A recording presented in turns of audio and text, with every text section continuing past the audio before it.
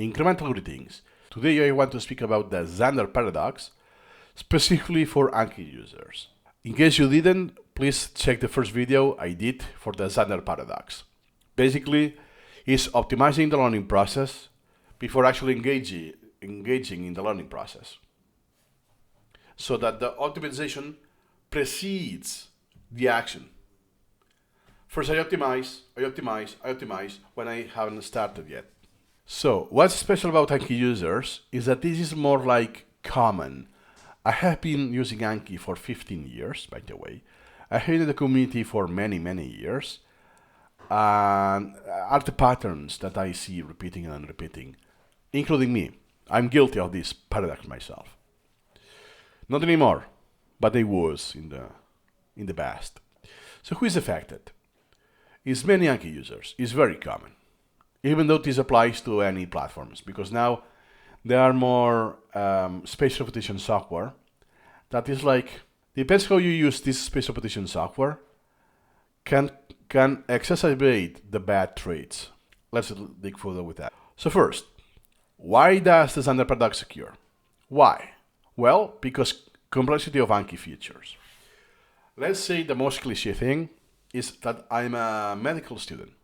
So hey, let me download pre-made decks in Anki, so I only need to review them, right? And with active recall, I will ace my exams. More or less, this is like the cliche scenario. Also for law, dentistry, and so on. But wait. Before I do this, wait a second, what is this thing? What is Anki?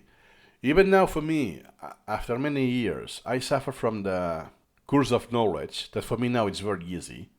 From the start, it's kind of hard. But hard to understand, like, hey, Anki or spatial repetition sounds counterintuitive. That what is this? Why? Until you don't experience it yourself and now makes sense, right? So what happens? You have a lot of options, deck options. Now with FSRS, a lot of metrics. What are those metrics, those names, this jargon? What is that? On top of that, I have add-ons to modify this or add more functionality. Wow, I'm overwhelmed with that. So as a user, it will be kind of easy to invest time and to optimize these settings. What are the best settings for FSRS, before I start reviewing the deck. And then let me check online, right? And online is, wow, now I have plenty of Reddit posts, YouTube videos, and whatever you want. And it feeds this paradox. That let me wait, and before I start using Anki very easily, very basic usage of Anki, which takes 10 minutes, and I take action, what I will do is I will take optimization first before I start learning. A lot easier to fall into this paradox for this kind of users. The triggers, remember, is perfectionism or fear of inefficiency. Hey, I want the best settings, so I do the least amount of possible reviews with the time I have, so I have the maximum grade possible. But what happens? That all of the time I fine-tune the templates, how they look, the node types in Anki, this add-on, this other add-on, is creating a misconception of progress. So this misconception of optimization is perceived as progress. That, hey, look at that, I'm making progress. Let me check the stats. How many cards have I memorized last week? Whoops, not many. Why? Because I spent many hours doing the CSS, HTML, fine-tuning that. I was super guilty of this. Well, as a side note, I learned CSS and HTML because of Anki. But I spent hours on that because I wanted to smartly procrastinate the studies, because I was coerced. It was for the school system, in this case university. Anatomy, all of that is, shoot, I'm bored to death. I don't want to do this now. I know that this tool is better because I will enhance my recall, but it's painfully boring. So I fall into this trap, the Zander paradox. And I spent time optimizing the learning process, which I kind of did to some degree, but I did not because I hadn't taken action. Because then it's, oh shoot, I have the exam in 2 weeks, and yeah, now I have a lot of add-ons, a lot of templates, but the learning process has not been there. The actual study time has been neglected. And then it's the influence of the community. No, not that is something wrong. It's like a side effect that, hey, let's say that you join Anki today, the Anki community. You are new. In my case, it's not because I started alone back in 2008 and 2009. But now what happens? That is kind of mainstream, quote unquote. Oh, let me join Reddit.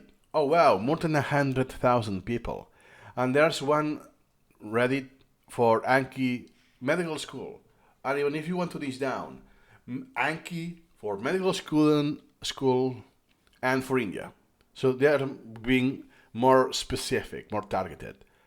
And what happens is that users, will tell you that, hey, yeah, FSRS is a must. Oh yeah, this is the thing. Balance, da da da da da da. So, as a consequence, it will be really easy to create this paradox that then this user, this newcomer, will optimize before actually learning. We'll focus on the tools instead of the content. So prioritize the content. Start. Take action. That can be, of course it will be better, and there's room of improvement. But you need iterations on that. How do you expect to improve the formulation of knowledge? How you write flashcards? If you don't ever do that. Or how to use AI, so the AI does it for you. It's now another option. Stuff like that. Then, how you overcome the Zander paradox, especially for Anki users, which is like a more intense version of this paradox. And by the way, spoiler alert, I needed years to overcome this paradox. And 2013. For me, it's been a while, but keep in mind, I started in 2009. How you overcome that? The pattern. You need to follow this pattern. Optimization should enhance learning, not precede it. Once you do the optimization after taking action, that's a progress already. So in case of Anki, start with the default settings. Don't touch anything. Do the flashcards. Invest time on the content. Now Anki is better than ever. I mean, the default Anki experience, the vanilla, is better than ever. If you compare Anki 10 years ago, it was a lot more crude experience. So, easier than ever. Just do the default settings. Don't touch anything. And begin studying immediately. If you use shared decks, go straight with the shared decks. If you create your own material, I hope that's the case, create your own flashcards and start immediately the process.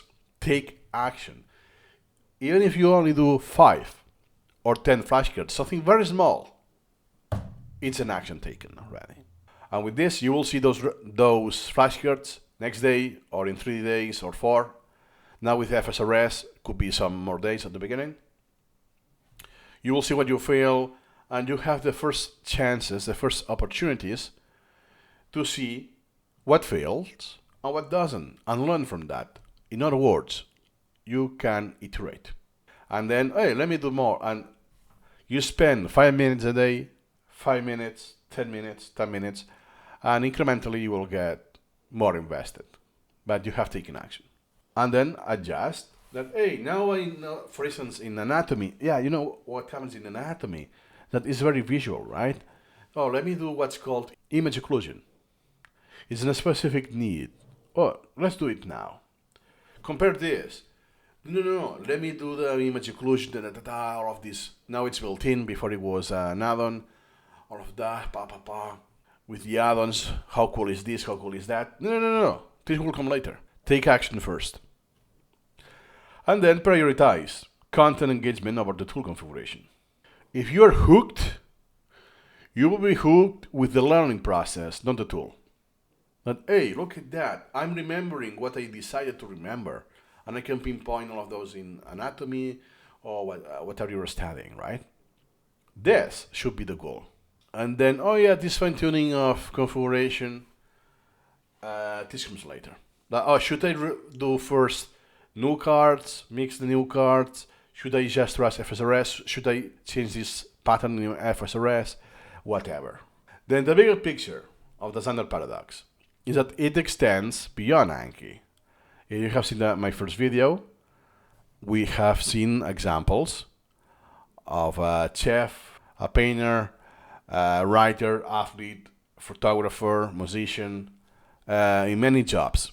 It just happened that in Anki and space repetition software, because Anki is the most popular, is exacerbated. It's worse than usual. But this transcends Anki.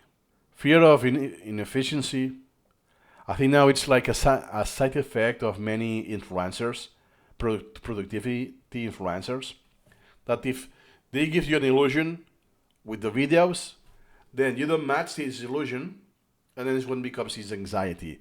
Same thing with Instagram influencers.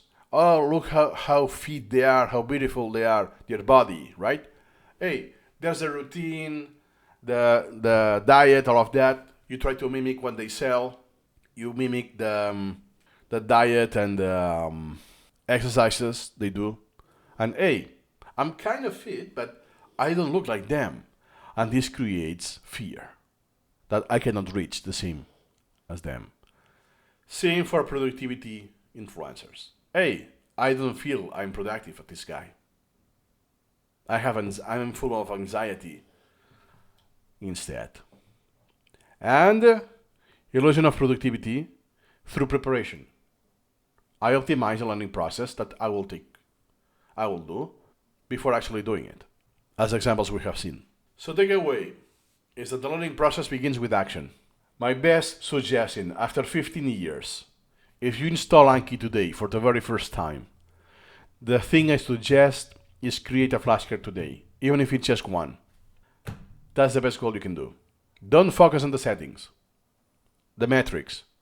What is retention rate? Oh, I want the retention rate to be as high as possible, or the forget index to be as small as possible, or da da da da da da da. Eventually, you will get there. If it was Minecraft, it's just break some blocks at the start. A tree, grass, whatever. It's in the start. You have taken action. Go. Achieved.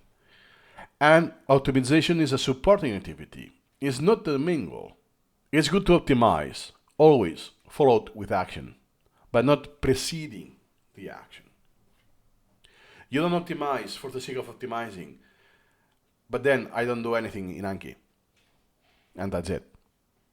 Well, if I were to use Anki, then it will be super efficient. But what happens? Now I don't know. I skip many days. I only do a few reviews to get the streak on, and that's it. This is just lying to yourself. So then, closing thoughts. The perfect setup won't teach you. What will teach you instead is learning, because learning happens by doing. You cannot prepare and optimize the learning process without being on the learning process yourself. The same thing that you cannot learn how to cook by just reading books. You need to cook, right? Same thing. So embrace simplicity. Start super simple. You know, one of the rules in formulation of knowledge is atomicity, as atomic as possible, as minimum, as simple as possible. Simplicity is an art. And then let this optimization with iterations evolve naturally with your learning journey or learning process. You do learning, and with the learning itself, with time, you will optimize and optimize. And this is what I did after 15 years. That now it's super efficient. But before I did this learning, I did the Zander paradox. I suffered from this paradox. And it went against my learning. I spent a lot less time learning. And to wrap up, some quotes that goes in consonance of this Zander paradox. You don't learn to walk by following the rules. You learn by doing and falling over. So what I said about the cooking, same thing. You don't learn how to walk by reading a book. or having a flashcard, or what you need to do for the walking, right? Oh yeah, you need to activate this muscle, want this angle, this stage of the gait. Da, da, da. No, you learn how to walk by walking when you were a kid, and this will require falling. It's a necessity. Then you will optimize the walking. So if you are, let's say, a pro, you want to work expending the minimum energy possible, so you can do a marathon, ultramarathon, and whatever. Next, the pursuit of perfection often impedes improvement. Perfectionism is not a good trait. If you consider yourself a perfectionist, that is not a good thing. I'm sorry to tell you that if you think it's the case. And what happens at this perfection that you will never achieve because humans are not perfect, it will impede improvement. Start easy, start simple, make simple steps incrementally, and you will get better and better. Never perfect, but better than yesterday. Because done is better than perfect. Done implies an action taken that has been done, has been completed. If you have completed something, it's already better than perfect. If you have done your own flashcards, could have been better. You have done your sessions with Anki, it could have been better with the settings and so on. You have invested more time, and your performance has been slightly lower than expected, whatever. This is already a win. Because a person who suffers, who is in the Zander paradox, you'll have invested the same time of you, or even more, fine-tuning a lot of metrics and add-ons, but will have learned almost nothing about what he wanted to learn, let's say medicine, because none action was taken, or minimum action was taken. Your opinion? And as an extra, why I call it Zander paradox? Because Zander is a nickname of a person I know, not in real life, but I can talk to virtually. The only person I know that I can talk to who never set foot in the school system, never went in the school, at least against his will. Because at the end of the day, very high level, this Zander paradox comes from coercion. And it's just a disguise of, it's one smart way to put in those words, it's like a one smart way to procrastinate. That you get some feeling, albeit false, that you are progressing. Because you're optimizing something related to the task, but not the task itself. You haven't started the task. But no worries. This is 99% guaranteed that if this happens to you, it's because you want to study something on the school system. Let me know if that's not the case, and it's you do want to do it by yourself, and you're still a victim of the Zander paradox. Let me know in the comments. That's all for now. See you incrementally.